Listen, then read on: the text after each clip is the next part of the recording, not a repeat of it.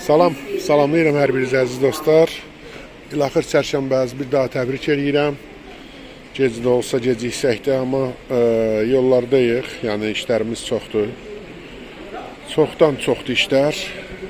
Hər şey qələbə üçündür. İnşallah qələbə də olacaq. Hələ ki bir neçə kəlmə deməyə özümə borc bilirəm. Əvvəla sabah səhər efirimiz olacaq yəqin ki. Çünki getdiyim yerdə yəqin imkan olacaq. Oradan danışarıq. Sonra bu günlər elə təkcə Rodinski Gulyapole'də düşmən 900 baş itki verib. Və bu demək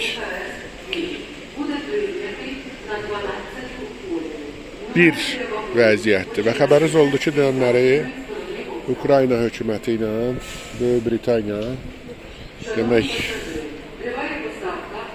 dronların,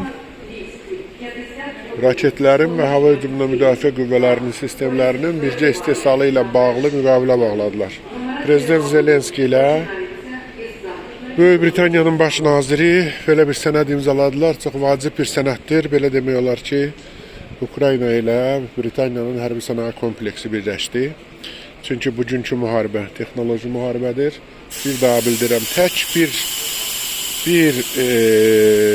yerdən sizə məlumat verirəm ki, Gulyapole Rodinski istiqamətində bugün yaramaz düşmənlər 900 baş, ümumən amma Brovdi deyir ki, 1000-dən yuxarı.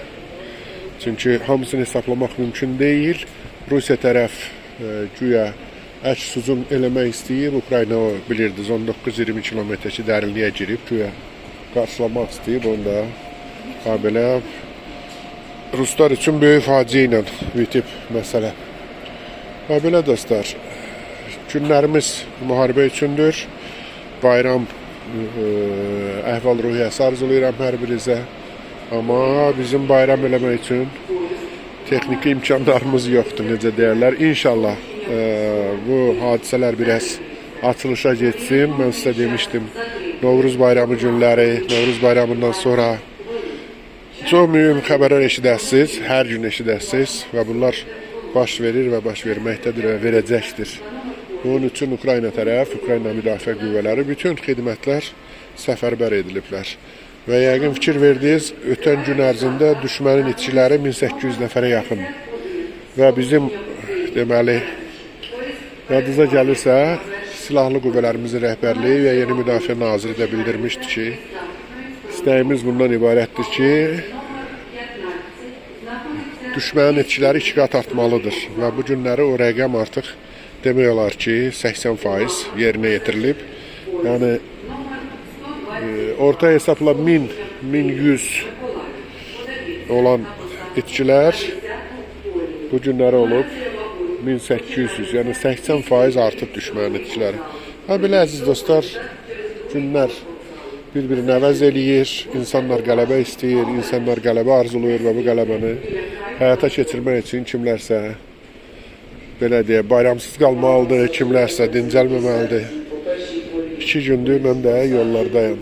İnşallah qələbə olacaq, hökmə olacaq. Buna heç kəsin şübhəsi olmasın. Çünki müharibə onu aparanlar, onu bacaranlar üçündür.